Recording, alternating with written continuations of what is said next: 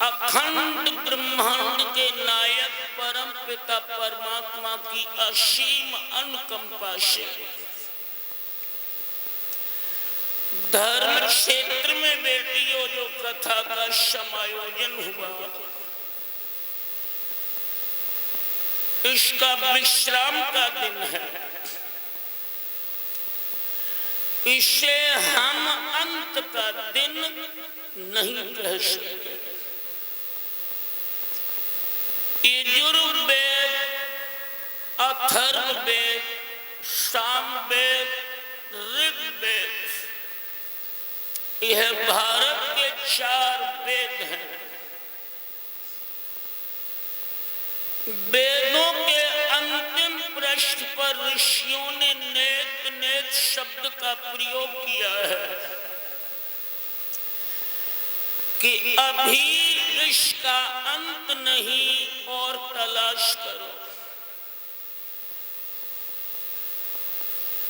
जब बहनों वेद जैसी पुस्तक प्रभु के विषय में नेत नेत शब्द प्रयोग कर रही है, तो हम कैसे कह दें कि कथा के अंत का दिन है?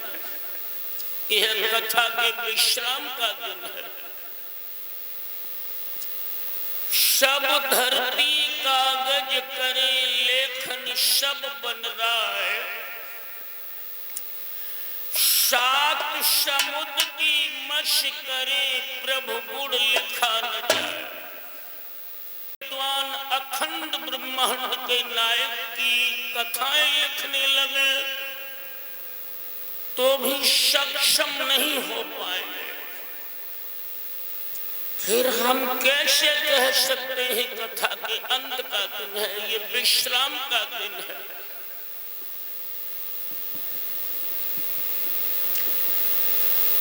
जब योगी राज भगवान श्री कृष्ण द्वारकाधीश बने थे, कन्हैया के बड़े भ्राता श्री बलराम जी का विवाह आनर्त नगर से राजा रेवत की बेटी रेवती के साथ में हुआ। कन्हैया का प्रथम विवाह भोजवंशी यादव महाराज भीष्म की बेटी रुक्मिणी के साथ कुंडनपुर से हुआ था। आप सोचेंगे कि सुजन यादवों में भोजवंश क्या है? हमारे यादव कुल के 4 स्रोत हैं: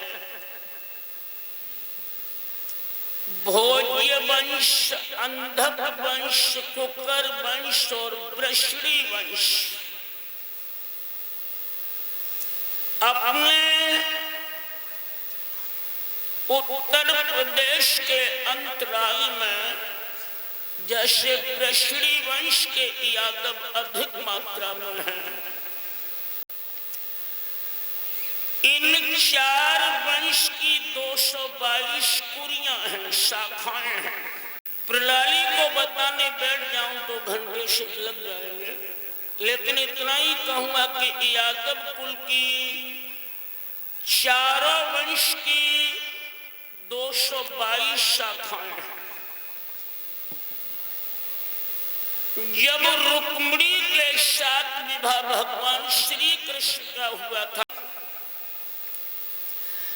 लेकिन रुक्मिणी बचपन से ही भगवान श्री कृष्ण के अनुकूल रुक्मिणी को स्वीकार किया था।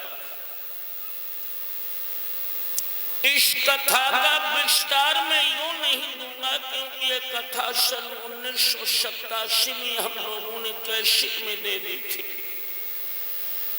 रुक्मिणी मंगल की कथा आज के तमाम गायक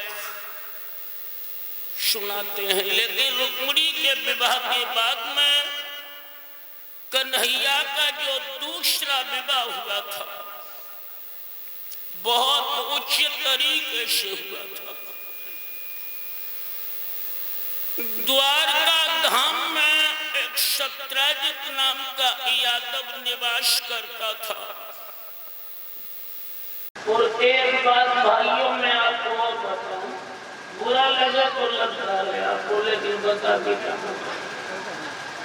अहीर सब सोने का है, लेकिन जो अहीर में इतनी ही कमी है कि अहीर अपनी भैया की उन्नति बर्दाश्त करना नहीं करता।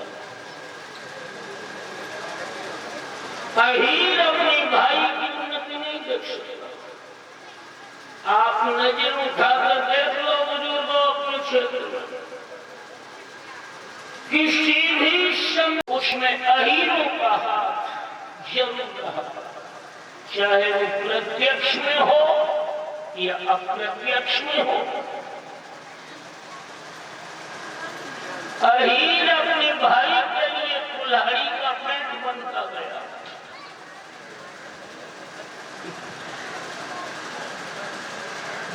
नागशेरी एक बैलगाड़ियों में कुल्हाड़ी भरी हुई एक लकड़हारा जंगल में लेकर गया। सभी पौधे वृक्ष रोने लगे, ये कुल्हाड़ी आ गई, हमें काट डालेंगे। एक वृद्ध वृक्ष ने प्रश्न किया कि तुम रो क्यों रहे हो? नए नए पौधा कहने लगे कि ये कुल्हाड़ियां, हमने कहा कि मूर्खता मत करो, कुल्हाड़ी की ताकत क्या ग्रहण कर, अगर हमें से कोई कुल्हाड़ी का बैट नहीं बनेगा, कुल्हाड़ी हमें नहीं काट पाएगी। बताओ, बिना बैट के कुल्हाड़ी किसी वृक्ष को काट ले? तो इसी तरह अहीर भैया के लिए कुल्हाड़ी का बैट बनता गया।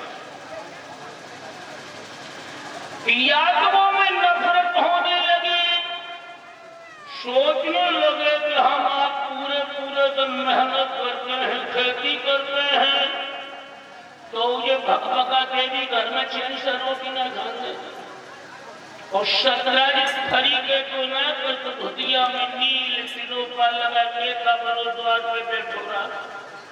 इसके घर में खाने के लिए कहां से आता है? ऐसी बात बहनों की आत्मा में होने लगी। उधर